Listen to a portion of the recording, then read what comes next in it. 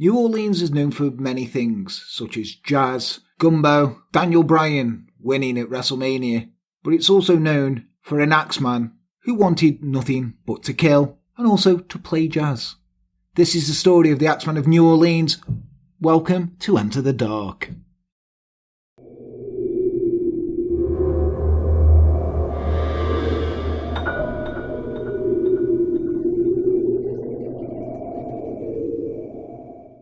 Hello and welcome to Enter the Dark. I am Jan. With me as always is the man who's always caffeinated, vaccinated and freshly masturbated. It's Les. How's it going, mate?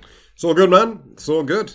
Alright then, before we get started, let's give our Patreon shout-outs. We have Hannah Blue Haddington, Amanda Champagne, Astoria Crowley, Amy Emma and Jack Coleman, Sasha Johnson, Lisa Dempsey, Marie T. Jensen, Casey the Cannibal, Misty Day, Becky Louise, Izzy from the Clink, Jules Henderson, Mr. Crow, Richard Vaccarelli and Michelle Hudson. Thank you all for supporting us. If you do wish to support us, you can do so on Patreon by going to patreon.com/enterthedark, where you can just pledge some money, help us get these out quicker, buy things and also get Les into rehab.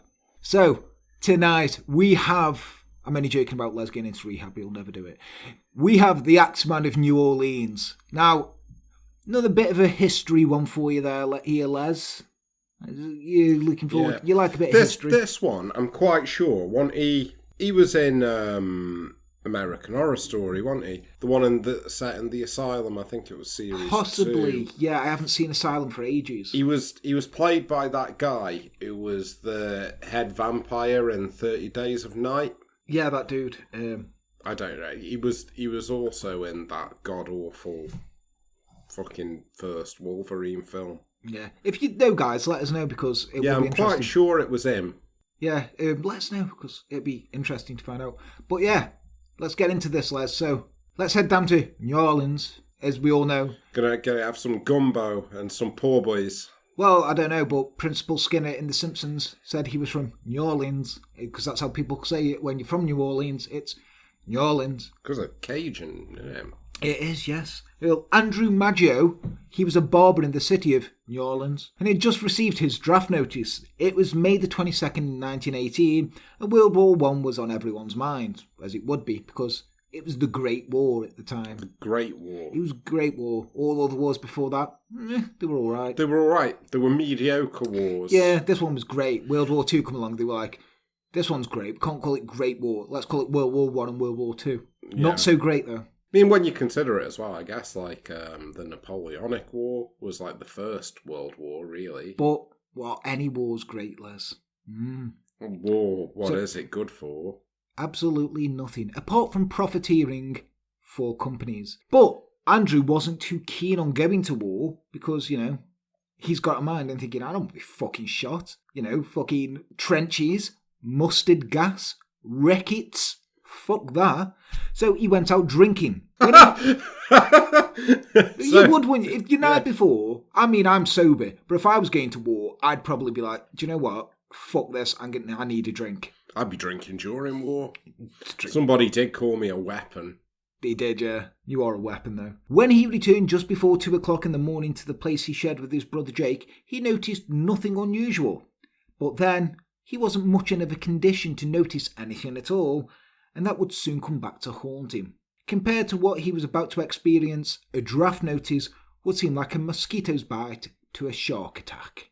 See what's in there? Like, little, that hurts us. You fucking bastard, you took a chunk out my arm. We could need a bigger boat. Yeah, man.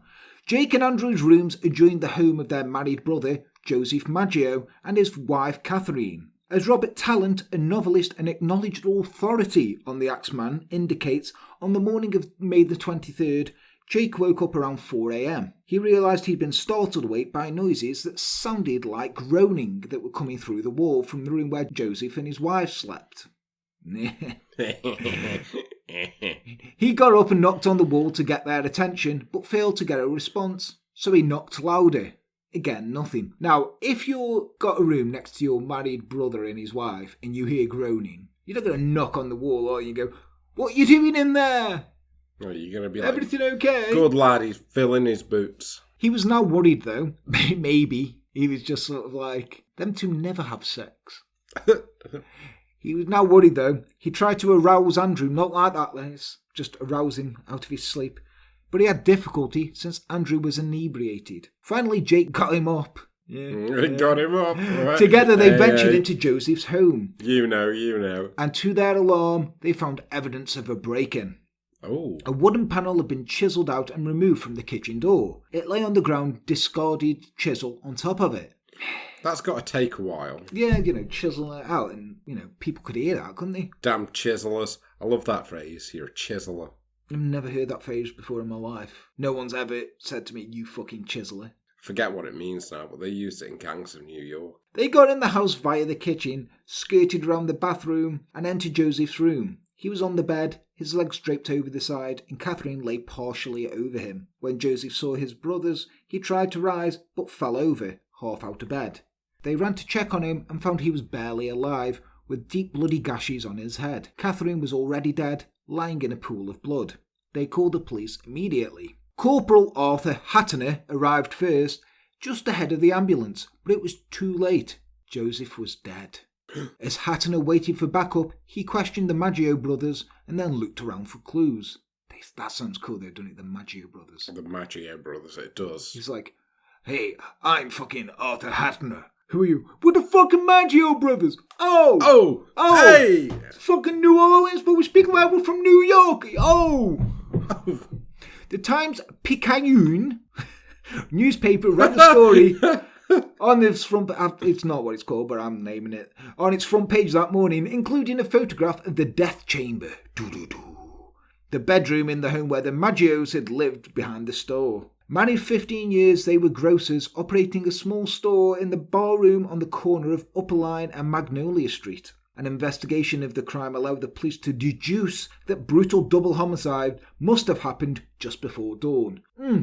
Right, I know we give the police a bit of shit here, but they're both dead, both with fucking big gashes in them, and the brothers said they found them before dawn. That's not fucking Sherlock Holmes level of detective. That's just listening to what the Maggio brothers said, and then fucking reciting that. Imagine that. It's like, we found them before dawn. Well, let me tell you. It was a double homicide. It was a double homicide, and I deduce that it occurred just before dawn. Oh, fucking hell. New Orleans police. Looking around the bloody scene, Officer Hattener discovered a pile of men's clothing in the middle of the bathroom floor. Inside the cast iron bathtub, he spotted an axe leaning against one side. From all appearances, it had been hastily washed clean of blood, although some still clung to the blade and the tub. Back in the bedroom, Hattener made another discovery, a straight razor, such as Barbie uses, one of the big ones. Oh yeah, them big cut they're always fucking razors, all Sweeney Todd and shit. It was lying in blood on the bed.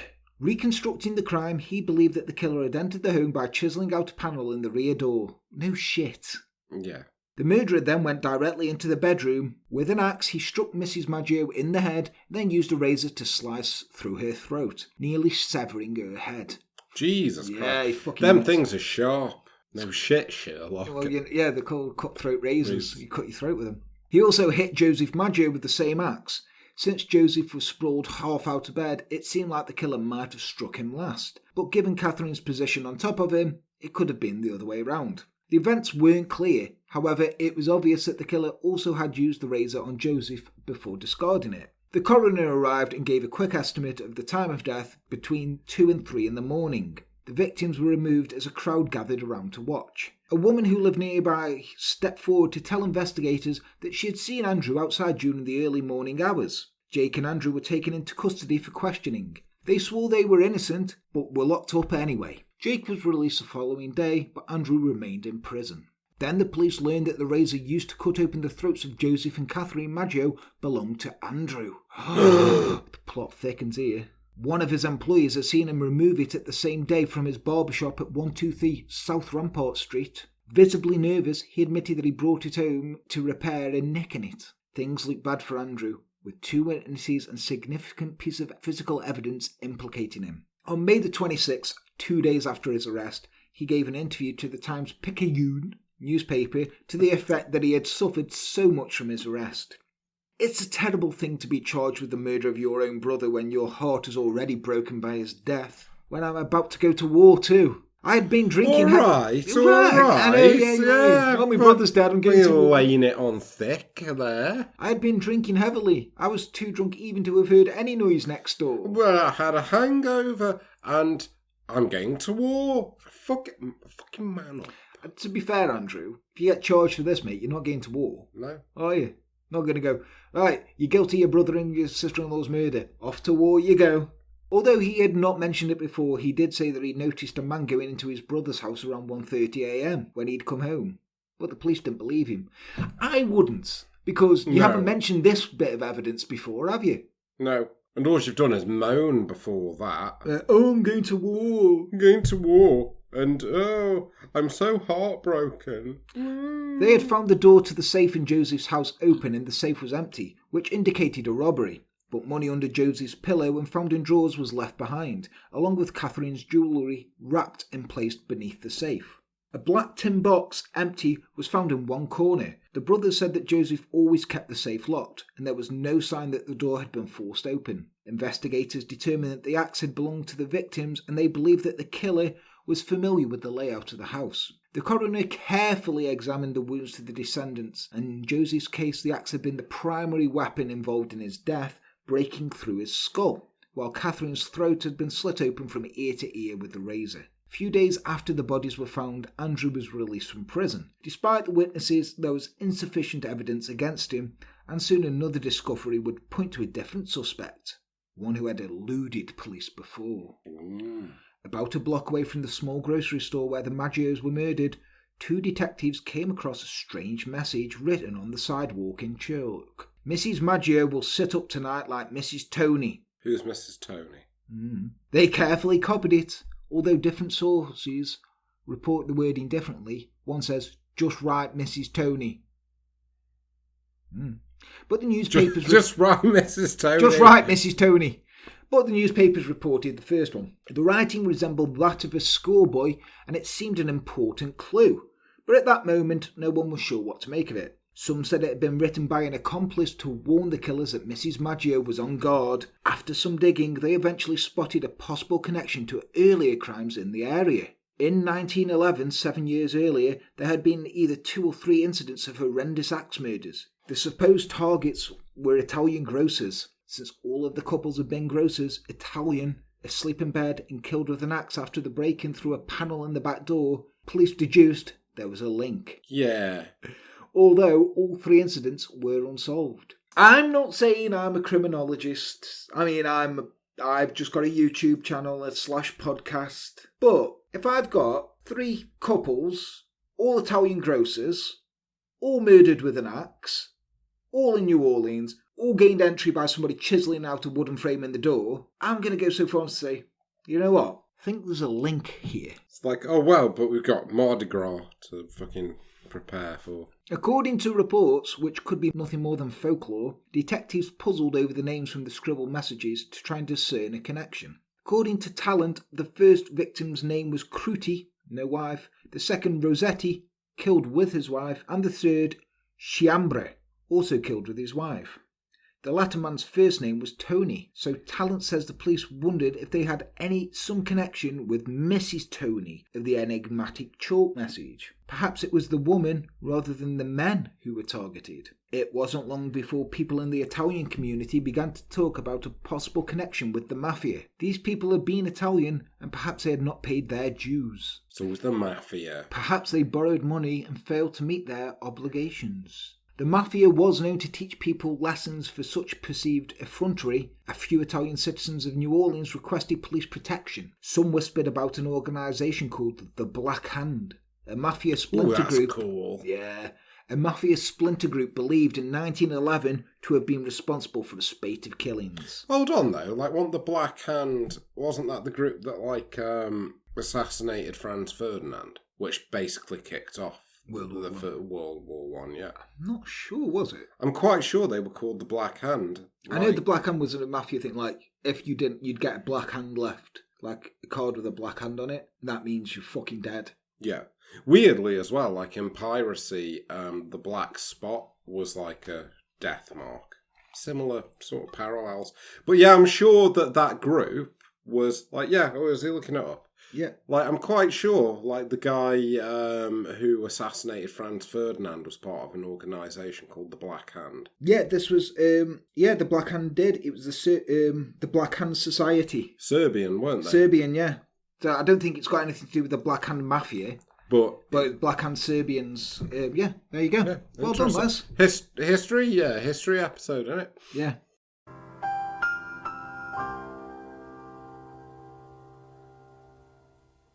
So, there was a time in New Orleans where organised crime was the dominant force, to the point where much blood had been shed. In 1890, a group of mafia assassins were believed to have gunned down Police Chief David Hennessy, as described in the book Gumbo Yaya, just steps from his home. Good name, innit? Yeah. Gumbo Yaya. Supposedly, he arrested a mafia leader and had threatened to expose the criminal records of others at an approaching trial. They could not allow him to testify. Suspects were arrested, but the trial's jury members were threatened and bribed, so one by one, each of the men got off. The citizens of New Orleans were incensed at the outcome. They formed a mob, marched on the prison to find those who were left inside, and lynched 11 men that they believed were responsible for the crime. This was done to make a statement to organised crime rather than to exact justice against the specific men. The citizens were tired of being pushed around and having their elected officials endangered or corrupted. However, organised crime remained, and the Black Hand was still a secretive force in 1911. Now, the society was called that because those who didn't comply with its demands received notes imprinted with a black hand to warn them of terrible reprisals. Many Italians were expected to give up portions of their wages to the criminal group, and if they didn't, they would be harassed or killed. It was believed that the Black Hand offered an assassination school for those who swore loyalty to the society, and there they learned how to intimidate people. Not to assassinate people, just intimidate. Should call it an intimidation school, really, shouldn't they? Skill, push people going, oh! It's not exactly the fucking League of Shadows, is it? Like, no. That's pretty wank. It's like, I've come here to learn how to kill. Whoa. Whoa. Don't run before you can walk. Don't run before. Intimidate. So first, what you do is you get the person and you say, look, if you don't pay up, I'll give you good hiding. That's the most British fucking way of saying it. Scuff your ear, young man. While many said that the Black Hand had been squashed with a series of trials in the Midwest in 1907, the Italian community feared that members were still at large. Since the murder of the Maggios was so similar to the 1911 series, there was talk of a resurgence of organised crime, and those rumours would grow and get worse as more events occurred. On August the 5th, a businessman named Edward Schneider had worked after hours at his office. He returned home that evening, expecting his pregnant wife to meet him at the door. They were expecting a baby shortly, and he wanted to be there to support her. However, when he opened the door, the place was quiet. Too quiet, Les. Too quiet? He called for his wife, but received no response. Looking around with growing apprehension, he came into the bedroom. There on the bed lay his wife, covered in blood. She had a gaping head wound, and some of her teeth were knocked out.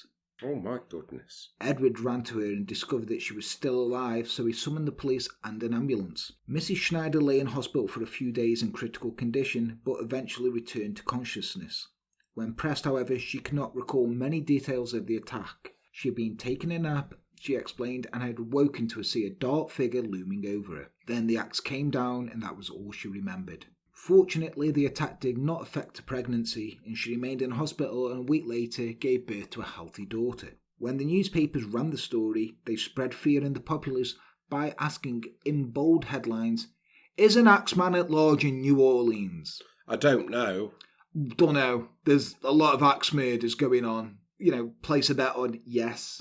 Axes and chisels were found outside several people's homes, and a few claimed they had frightened away a potential intruder. Had you? Or are you just trying to get your name in the paper? I've frightened away this Axeman. You notice, though, he seems to be like... He's got to be like... This is an expensive endeavour for him. He's leaving axes and chisels everywhere. Axes and chisels everywhere. Exactly, that's what my thoughts. It's like... Surely they should just, go around to, hardware stores and be like, so, is there somebody who comes in quite regularly buying... Yes, the man who buys the axes and chisels. Lovely bloke. Yeah. Keeps losing his axes and chisels. It's a bit absent-minded, but oh God, he'd do anything for you. I mean, We're not doing the police's job for him. 5 days after the Schneider attack, on August the 10th, another woman was confronted by a dark figure in her home. Pauline and Mary Bruno were awakened early by the sound of loud thumps that seemed to be coming from their Uncle Joseph's room. Oh, goodness. Pauline sat up and saw the tall, dark figure right there in her room, standing over her bed. So she screamed. Whoever the tall man was, he turned and ran from the house. I'm going to say he isn't all that, because unless he's forgot his axe. Did everyone have an axe those days? Was it like a microwave? Not like you'd cook with it, but, you know... Well, you'd sort of would cook with it in the respect that, like, you'd be chopping wood. Surely. Yeah, but you wouldn't cook with an axe, you would wouldn't cook with an axe, but you'd chop in the wood to make the fire. That's like saying I cook with a knife. I don't do it, Les. No. You know what I mean? But it's part of the cooking utensils, isn't it? No, it's an axe. It's an axe, okay. Yeah, no, you're right. What I just said was was monumentally stupid. It was. You bellend. The girls later said it seemed as if he had wings. He was awfully light on his feet, she told a reporter. He didn't have wings, did he? You screamed and he fucking ran because Uncle Joseph's fucking stirring. In response to her scream, Joseph Romano came to her room, but he was in no condition to offer assistance. His nightshirt was covered in blood from gashes to his face. I don't know who did it, he told Pauline. It's like... I don't just woke up like Chuck, this. Are you okay? He's like, I don't know who's done it. I'm covered in blood. I've got gashes on my face. He instructed her to call the charity hospital with his last breath. He collapsed to the floor, died 2 days later. Or, as some people would say, half an hour later. Bit of a difference there, isn't there? That's a rather confused report. Yeah, he's died 2 days later. Other reports say half an hour. Now, what fucking make your mind? Just say, cover the bases, say 12 hours. Yeah. Yeah, you know. Or just like be vague. He died some time after. Upon investigation, the door panel had been chiselled out and an axe was left in the yard. Yet Romano, while Italian, was not a grocer, but a barber, and his room appeared to have been ransacked. Now... Probably after another razor.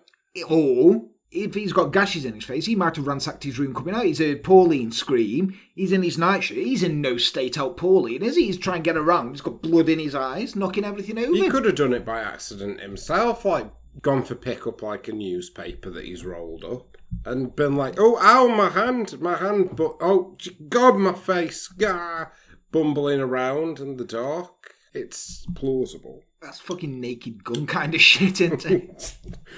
To be honest, I've had nights like that. They like the wine, do their Italians. That's not racist. They just do. They make good wine. Now the people of New Orleans were terrified. Clearly, a killer was at large who managed to break into people's homes while they were sleeping. The citizens were on the lookout for a mysterious figure. That was their description. It's a mysterious figure. Just look out for a mysterious figure. What, in fucking New Orleans? It's like people with mysterious figures. Reports do voodoo round here. Yeah, but people flooded the offices of the police with reports. Of course they would. There were supposed sightings all over the city. One man, a grocer, found a wood chisel on the ground outside his door. Another told of a panel gouged out of his door and an axe lying in the yard. Another, upon hearing sounds, shot through the door, and when the police came, they found signs of someone chipping at the back door. That guy's a hero. It's like, hear this... fucking shoot first, ask questions later. He's like, fuck this shit. It was actually his dog trying to get in. It wasn't, Les, before you say, was it? Was the dog okay? No, that's hilarious. Can you imagine the police turn up? There's this fucking Doberman with his head just like exploded. It's like, we think we know like that. The Doberman's looking out going, I don't know who did this to me. The police are like, well, it could have been him. I don't see a connection here. But as most people know, New Orleanians are very good at storytelling, and it was difficult for investigators to determine who was telling the truth and who was looking for attention. They'd even heard about the Axeman, as he was now commonly called, wandering around dressed as a woman. What? Yeah, it was just apparently they were like, I saw this Axeman. He was dressed as a woman. And also my wife. It's like, you're just trying to get your wife arrested, aren't you, so you can carry on with your affair. Yeah. From what they could determine, though, this intruder left no fingerprints, and there was no clear pattern among the victims. They seem to have picked at random, but most, not all, were grocers. Police wondered if this was the work of a single degenerate or several different people. One policeman had a theory. In 1886, Scottish author Robert Louis Stevenson had published the tale of an upstanding citizen who takes a secret elixir that changes him into a rampaging madman. Oh, Dr. Jekyll and Mr. Hyde. That secret elixir was Buckfast wine. Inspired by a dream, the tale follows the monster's attacks. No one suspects Dr. Jekyll, who is in fact guilty, since by all appearances he's a normal professional man.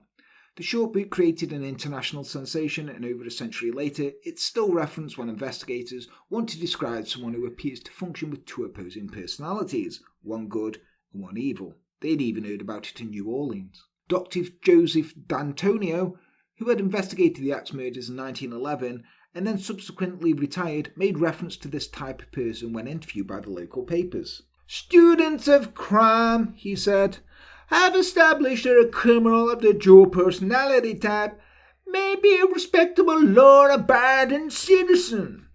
Then suddenly the impulse to kill comes upon him and he must obey it." To D'Antonio's mind, the recent spate of attacks was linked to those that he had investigated. He believed the man could live respectfully for a decade and then suddenly have the impulse again. Sorry, Les was laughing there because I was pretending I was pulling on braces. It was fucking like, brilliant. Just sort of like, "No, I ain't one of these big fancy city lawyers. I don't know these words. I don't even how to read." It's just so funny. The way you did it, it's like you were proper invested in I was that in character, fucking character. What that meant to people who followed this line of thought was that the killer was more or less invisible, living and working right alongside his potential victims, and no one would be the wiser. In fact, there seemed to be something almost supernatural about his ability to get in and out of places, and even to be seen without a single victim recalling any clear details. It wasn't possible to go arrest a dark looming figure. Now, I don't know what's supernatural about chiselling out a fucking wooden door panel. That's not supernatural. No. It's not even good carpentry. It'd be... Why didn't they check out carpenters, actually? They might have done. But, it's not supernatural, is it, that you've... Like, it'd be supernatural if everywhere was locked and... They'd found them drained of blood. Yeah. And there was no blood anywhere. Like, that's supernatural. Not like... So somebody's chiselled out a bit of door. Hit him with an axe and slit throat with a razor. That's not supernatural. And then been absent-minded enough to leave the tools of his trade behind. Yeah. But yeah. I love how this motherfucker's, got the audacity to be I'm not saying it was Dr. Jekyll. But it was Dr. Jekyll. Yeah. Yet he did not show himself for the rest of the year. New Orleans eventually settled into its normal routines of making gumbo, drinking, partying, playing jazz. Months went by without a report of the Axeman. People wondered if he might have left the area or if his murderous agenda had been fulfilled. World War I ended and their thoughts turned to other concerns. They were soon to find out that their assumptions about the local killer were wrong. Oh, I thought you were going to say the Great Depression. No. It started again on Monday, March 10th, 1919. But this time it was across the river in Gretna, an immigrant suburb. According to reports, screams emerged from the corner of Jefferson and 2nd Streets. A neighbour, Iolando Giordano, that's a good name, isn't it, ran to help and found a terrible scene. Newspapers did report that it was customers of the grocery store, a couple of kids who found the victims, and there had been no screams. So you can see and hear how reports are fucking flipped over. They really do like a good yawn, don't they? And they were like, yeah, it was Iolando Giordano and he heard screams. No, it wasn't. It was two kids and they didn't hear screams. What? Proper Creole, fucking theatrics going on here. Mrs. Rosie Court Miligia, badly wounded and holding a dead 2-year-old child, her daughter Mary. Her husband Charles, who was a grocer, lay in a pool of blood on the floor. Rosie said they had been attacked while they slept. Her dead baby had been sleeping in her arms and was killed by a single blow to the back of the head. Holy shit. Although Charles had grappled with the attacker, neighbours said that they heard nothing. Fucking neighbour apathy. Neighbour apathy. Police combed the house and the immediate area, but found again no evidence. As usual, a panel had been chiselled out of the kitchen door, and it appeared that the attacker had piled timbers by the fence to effect his escape. That's evidence! That's literal evidence, police. Yes. So I've found no evidence. No evidence, no. There's bloody footprints. There's an axe with fingerprints on it. A picture of the guy saying, "I'm the killer." He signed it, left his address. It's another grocer again. Yeah, but there's no evidence. They left a chisel. Later, police looked for fingerprints, but found none. But they did locate a blood-stained axe beneath the kitchen doorstep. Why does he keep leaving them behind? I don't know. It's really sort of... I mean, I can get the sense Maybe that, he's like running. He's like, this is fucking heavy. Or he's running and he's like, I don't want to be running with an axe. Because people will be like, we've seen an Axeman. I can see the sort of logic. I'm guessing this is the day before, like, dusting. Well, they're looking for fingerprints, but he's not leaving it. I was going to say, because that, like, came in quite... Wasn't that about in the, like, Jack the Murder? Like, Jack the Murder. Jack the Murder. Jack the Ripper. Like, that they did fingerprints. Or was that after? When was that? I watched a documentary on that. I know they did. No, they might. I don't know. That come in. It was in the 1900s. I know it was in, but it was like it was before the 1900s when it. Yeah, but it was fucking in its infancy, and people didn't believe it. Money was right there in the bedroom, and it wasn't taken, so the robbery did not appear to be the motive. The coroner said that the deed was in fact the act of a maniac. When Rosie Cortimiglia recovered from her numerous wounds, which included 5 cuts to the head, she was ready with an accusation. Frank and Orlando Giordano, a father and son who were next-door business rivals of Charles, were arrested. Orlando was the person who had come to help, and now he was one of the accused. Unfortunately, he told the coroner's jury a few days earlier that he had had a premonition that something bad was about to befall his neighbour. Charles had said that a white man had attacked him and did name Frank Giordano, according to the newspaper accounts at the time, although several writers insist that he disputed his wife's accusation and even left her over it. Other accounts say that he died in the hospital. A lot of mixed accounts here. You'd think, no wonder they didn't fucking find this Axeman. They can't even decide if somebody left his wife or if he died. Anyway, Rosie's testimony against the two men at the trial was so persuasive that they were both convicted, despite the fact that Frank's £330 frame could never have fit through the hole in the kitchen door, and that Charles, in fact, if he was still alive, could not identify him as a court as a prosecutor. It's like fucking this there as a corpse. Can you identify this man? Your silence speaks volumes. One witness even said that Rosie had stated directly after the attack that her own husband had done it, but it was clear that he couldn't have inflicted because the wounds on his own words were too bad. Can't get round like that. Yeah, they were either fatal or not fatal. Who knows? Anyway, in the end, Frank received a death sentence and his father got life in prison. Seriously? Holy shit. Even while the investigation was still in its early stages, another incident occurred that may or may not be linked to the series of attacks. 3 days after the Cortimiglia attack, the editor of the Times-Picayune received a letter that would link the Axeman, in some people's minds, to an equally notorious set of unsolved slayings. Now, Leslie, London, 1888. Jack the Murder. Over 10 weeks, Jack the Murder brutally murdered 5 prostitutes, often cutting pieces of them out and taking them with him. Now, he wasn't identified as the court, but several letters came to the police during the course of the killings, one of which was signed Jack the Ripper. Got you. No, I was just saying Jack the Murder. Another, which appeared to contain a piece of kidney, is said to be from the victims, was unsigned. It simply said, "From hell," and promised more violence. And also, it's a good comic. It's a fucking good comic. The film, not so good. It doesn't really do much, like in regards to like as a comic book adaptation, but it's an alright film. But the comic book, read it. It's awesome. Yeah, it's really good. Now, it seemed the Axeman had written a similar missive. The letter was reprinted in Total and Talent's book in Gumbo Yaya and in Julie Simon's novel The Axeman's Jazz. Right, you ready for this? It was dated Hell, March 13th, 1919. Esteemed mortal, they have never caught me and they never will. They have never seen me, for I am invisible. Even as the ether that surrounds your earth. I am not a human being, but a spirit and a fell demon from the hottest hell. I am what you Orleanians and your foolish police call the Axeman. bit extra, that. When I see fit, I shall come again and claim other victims. I alone know who they shall be. I shall leave no clue except my bloody axe, besmeared with the blood and brains of him whom I have sent below to keep me company. May or not be a grocer.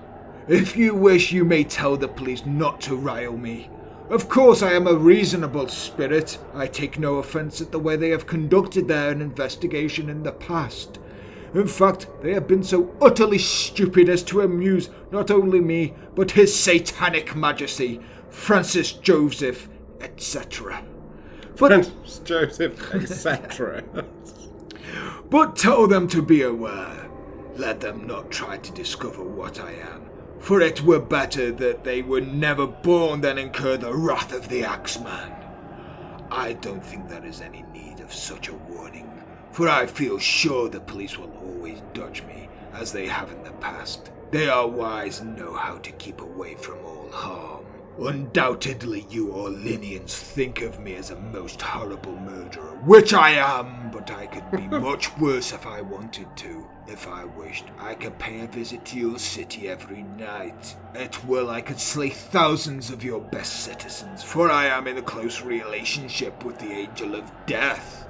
We share tea and go for brunch together, it's quite nice.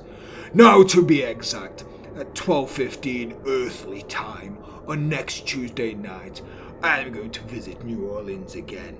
In my infinite mercy, I am going to make a proposition to you people. Here it is. I am very fond of jazz music, and I swear by all the devils in the nether regions that every person shall be spared in the home a jazz band is in full swing at the time I have mentioned. If everyone has a jazz band going, well then, so much better for you people. One thing is certain, and that is some of those people who do not jazz it on Tuesday night, if there be any, will get the axe. Well, as I am cold and crave the warmth of my native Taurus, and it is about time that I leave your earthly home, I will cease my discourse, hoping that thou wilt publish this, and it may go well with thee. I have been, am, and will be the worst spirit that ever existed, either in fact or realm of fantasy. Yeah. So basically, he's the worst demon ever. He really likes jazz. He's best mates with the Satanic Majesty and the Angel of Death, but, you know, those who jazz it up, they're going to be spared his axe. I feel that maybe, just maybe, this is the most edgy and metal, because that was pretty metal. That was, yeah. Fucking jazz promoter in the world. This guy just wanted jazz playing. He just wanted fucking jazz. You know, like in New Orleans, jazz was on its way out, bluegrass was coming in. He's like, no, my fucking dead body. I'm going to kill a bunch of people and say I'm a demon. Watch. And they're all going to be fucking grocers. That'll fuck with people. Yeah. Also, like... Except for that one guy who was a barber. Who was a barber. Barbers and grocers, what we do is, it's like, you start with the small infrastructures. People can't get their fucking beans and are walking around with beards and long hair. It'll all go to shit. And then that's when I'm going to be like, play jazz, fuck bluegrass. Also, I just need to say, what the fuck is it with, like, US law people? Like, because this is the second guy now. Because didn't they, like, fucking say that, like, H.H. Holmes could have possibly been Jack the Ripper? That was definitely bollocks. Yeah, that was bollocks. Anyway, this letter, whether it was a prank or the real thing, I don't think... I mean, he's like, I'm cold, I'm going to go back to Taurus. You know, just... Tartarus. Well, whatever it is. Just fucking write your letter in hell and have it posted. That's where the Titans are imprisoned in Greek mythology. Yeah, but can't he just write this letter in hell? Or is it that hot that the paper just burns? Could be. Yeah. That'd be frustrating. Yeah. Anyway, people took the letter seriously. It's been said that while the residents of the Big Easy will use any excuse for a party, there has never been a louder, more raucous evening than St. Joseph's Night on March 19th. One host issued the Axeman an invitation promising him 4 scalps, but insisting he abided by protocol. He could come through an open bathroom window, but would he please leave the door alone? Don't chisel the door. Just come in, you can kill 4 of us. I mean, I'd keep that guy on a watch list. I would too. That sounds very sacrificial sort of shit. Like, what was he into? As no one was murdered that night. They were all jazzing it up. It's because he wanted jazz. On 10th of August, another Italian grocer suffered an ordeal. While he slept, Steve Bocker was hit with an axe. He stumbled from his home to get the help from a friend.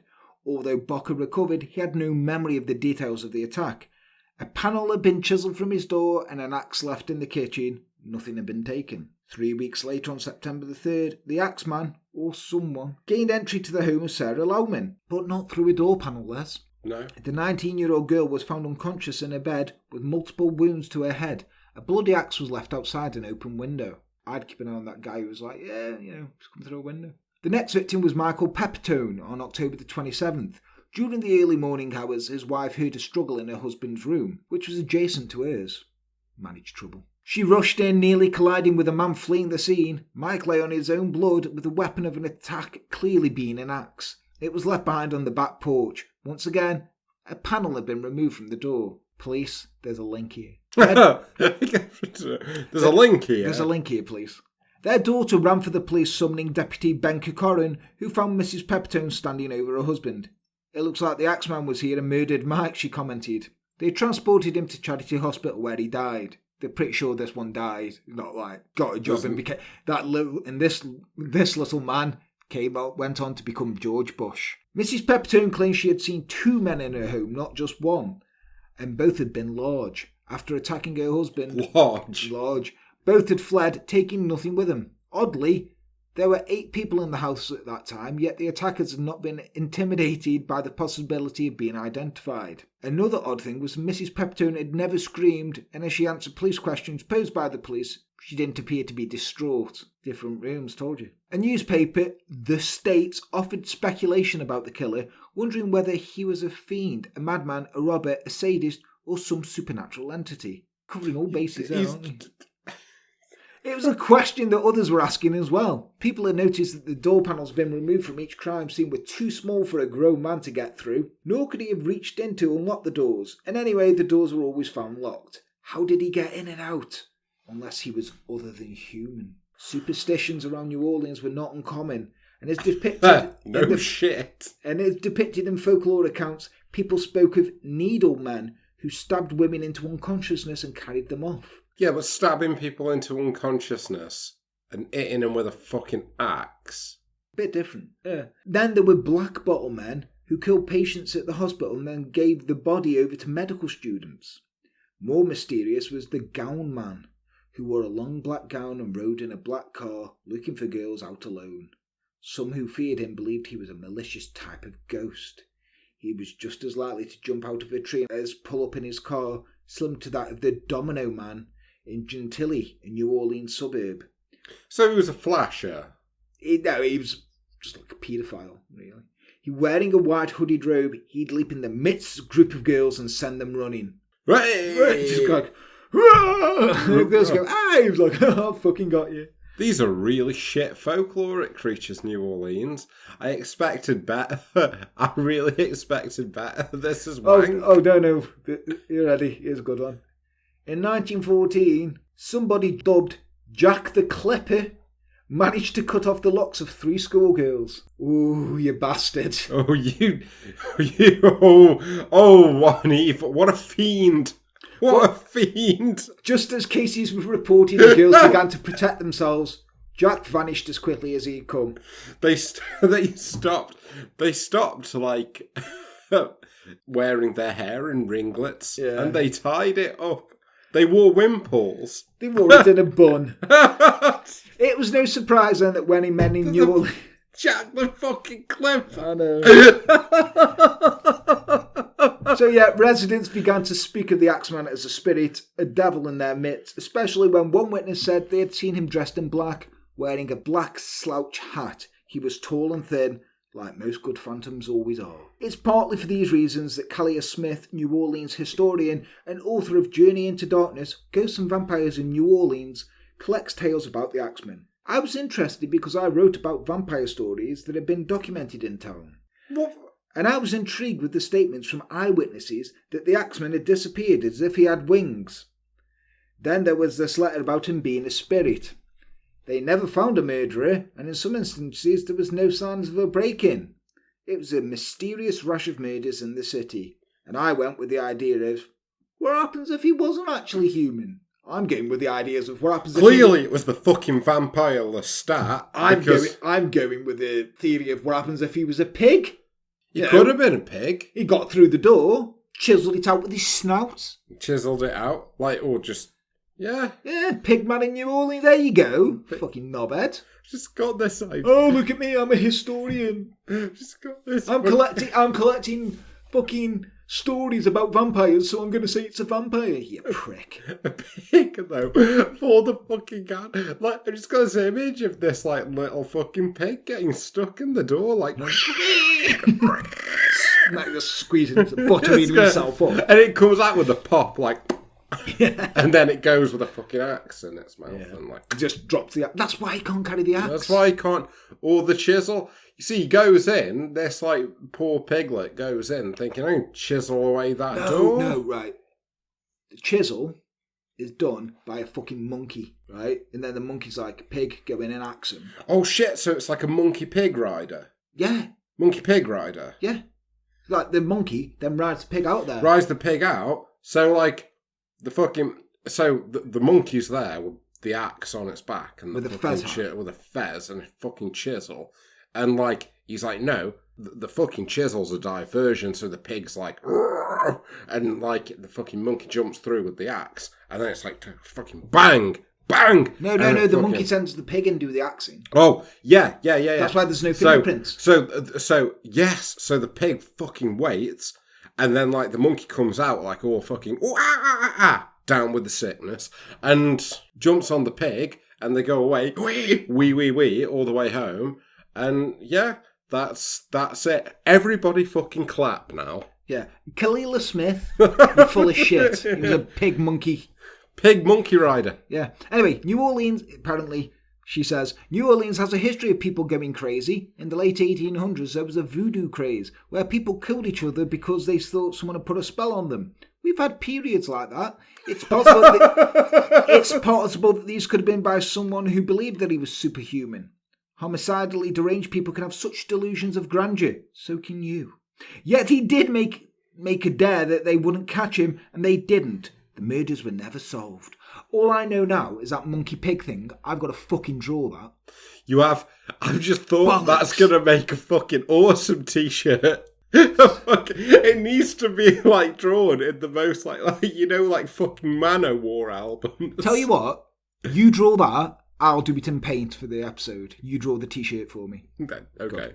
Right. During the 1980s, when New Orleans was considered the murder capital of the country, this is Kalila Smith still. Right. I had hoped to write about these unsolved murders, but I think the story had gotten distorted by fiction writers, and some of the facts are embellished. It's hard to know what really happened. You're fucking saying that it's a vampire, you fucking knob. Yet there are some people who say that the Axeman was identified and killed. On December the 7th, 1920, Mrs. Courtemidgelier, who had contracted smallpox, apparently had an attack of conscience. She retracted her accusation against the Giordano's, admitting that quite dramatically in newspaper offices that she'd lied. A saint had visited her, she claimed, and had been instructed to redeem herself.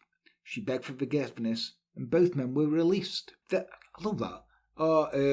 A saint came to me. Yeah, I lied. Fucking, you got smallpox, fucking lock her up. Then the police received a report about him.